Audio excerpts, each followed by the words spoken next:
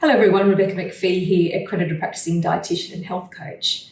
Maybe one of the first questions you asked yourself when you were first diagnosed with type 2 diabetes is, what can I eat? And it can be a bit tricky because there's so much misinformation online that it makes it hard to decipher fact from fiction. And maybe you have a well-intentioned loved one also telling you what to do. But no stress, because healthy eating for diabetes is the same as the rest of the population. And what we're focusing on is eating whole foods from the 5 core food groups. It's that simple. And this is what's in my pantry and fridge and freezer that I'll go through. And these sort of foods we can eat. We don't have to avoid certain food groups. If you use the KISS principle, keep it simple, stupid, you'll not only find it easy to eat when you have type 2 diabetes, but you'll also save some money. So let's start off with the proteins. So we know protein is really important when managing type 2 diabetes because in general it doesn't form glucose in the blood. So you want to fill up on those protein foods. It also contributes to satiety, that feeling of fullness. This is all from my freezer because I freeze a lot. My daughter's always sick and I don't always get to the supermarket. And when protein's on special, I'll buy it in bulk and divvy it up in portions. So I've got some stewing beef here. I'll use that for a casserole. I've got some chicken mince. I've got some duck breast. I've got some salmon fillets. I've got some chicken thigh. And your tin foods, tin tuna and salmon. I have many of these cans in the cupboard. That's one of my go-to proteins, especially for lunch. So just simple proteins, nothing added to them. I'm going to get to that point. Keep the proteins lean and not flavored because you can do it yourself. Then what we've got are the starchy carbohydrates. So we still include those in the diet, and I will talk about the better quality carbs later on in another video, the low GI carbs. So that's what you want, the real high fiber low GI carbs. I've got grain-based bread here. I've got low GI white bread because my 3-year-old doesn't like the grain bread. I've got whole grain crackers. I've got a low carb wrap, which is high in fiber and reduced carbs. So you're just swapping, not stopping. Simple.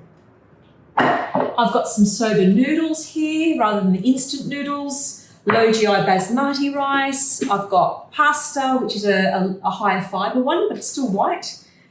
And then the cereals. Get rid of those expensive boxes of flaky cereals and go for simple. Plain rolled oats. I'll have porridge sometimes in winter if I feel like it. Or if not, I've got my homemade granola, which is just made with nuts and seeds and oats. So they're the starchy carbs. Now, if you go over to our dairy foods, we've got plain Greek yogurt. I've got cheese. This one's a nice halloumi. So you can have cheese. Forget the low fat. They tend to be higher in salt. Just go for a whole cheese, full fat cheese, and just don't eat too much of it. I love cheese. So it's always in my fridge. I've got some cottage cheese, which I really enjoy as well. Some milk, soy milk, and also butter. I use just your normal butter. Just use a small amount of it. So can you see we're just using whole foods, from nature. So that's the dairy. We've got the starchy carbs, we've got the proteins, and we've got the good fats, the essential fats. So I've got an extra virgin olive oil. I've got nuts and seeds. I've got, which I really like on some whole grain crackers, 100% peanut butter and 100% almond butter, and avocado. Avocado is just full of good fats and fiber. It is such a good fruit to include. Technically it's a fruit. Which brings me on to my next point is your fruit and vegetables. I've got frozen blueberries at the moment because they're expensive in the supermarket because we're in winter. And I've got a range of fruit and vegetables that you include in your diet. And frozen peas. It's that simple. Keep within the seasons, you'll save money. Now, the last thing I want to talk about is flavouring foods. So get rid of bottled sauces. It's high in added thickeners and salts and sugars and cost a lot of money. My staples I use when I'm cooking are things like herbs. I've got dry herbs and spices. I've got fresh herbs. Tomato paste, 100% tomato paste, no added salt. I'm always using that, as well as tin tomatoes and also your legumes. I use that in a lot of cooking that brings out a lot of flavour, but also citrus. I use a lot of lime and lemon. Onion and garlic, that is a key feature in my cooking.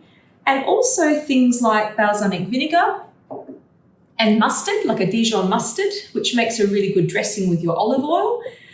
And I've also got some red wine. So I use red wine when making casseroles. It just brings such flavour. So the marriage of thyme, red wine, tinned tomatoes and tomato paste is just beautiful. And also stock. So I have vegetable stock and chicken stock and beef stock. So can you see that when you're making your foods, flavour with simple ingredients, and it will save you a fortune. And the recipes I'll be giving you in this program, you'll see there's a common theme. I'm always using these base ingredients. Also, pure maple syrup and low GI honey is absolutely fine. I'll use it in small amounts if I'm making a salad or if I'm making my granola. So eat from scratch, go back to nature.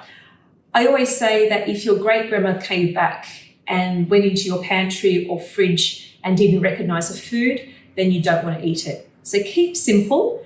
When you want to go out and celebrate for a birthday or have a treat, go have that ice cream, go have that cake, go have those fish and chips. That's fine. You can still have that and manage your type 2 diabetes. But 80% of the time, this is the sort of foods that we need to eat, which are not only affordable, but also really flavoursome.